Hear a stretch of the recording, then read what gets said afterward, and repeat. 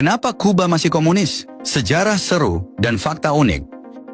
Kuba masih komunis karena sejarah panjang dan pengaruh kuat dari revolusi Kuba yang dipimpin oleh Fidel Castro. Pada tahun 1959, Castro dan para pejuangnya berhasil menggulingkan rezim diktator Fulgencio Batista. Setelah itu Castro mengubah Kuba menjadi negara komunis pertama di belahan barat dunia. Ideologi komunis ini terus bertahan karena pemerintah Kuba berhasil mempertahankan kontrol ketat atas politik dan ekonomi negara, serta menekan oposisi dengan keras. Selain itu, Kuba juga mendapat dukungan besar dari Uni Soviet selama Perang Dingin, yang membantu negara ini bertahan dari tekanan ekonomi dan politik dari Amerika Serikat. Meskipun Uni Soviet sudah runtuh, Kuba tetap mempertahankan sistem komunisnya karena dianggap sebagai identitas nasional yang kuat. Sistem kasta di India. Diskriminasi yang masih hidup di era modern.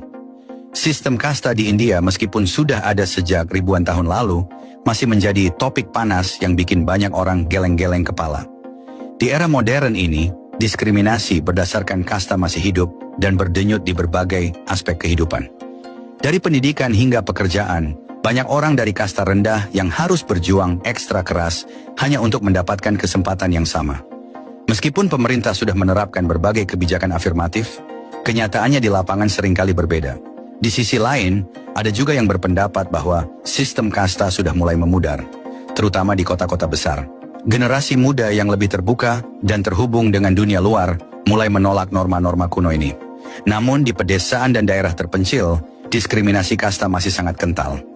Jadi meskipun ada harapan untuk perubahan, jalan menuju kesetaraan masih panjang dan berliku.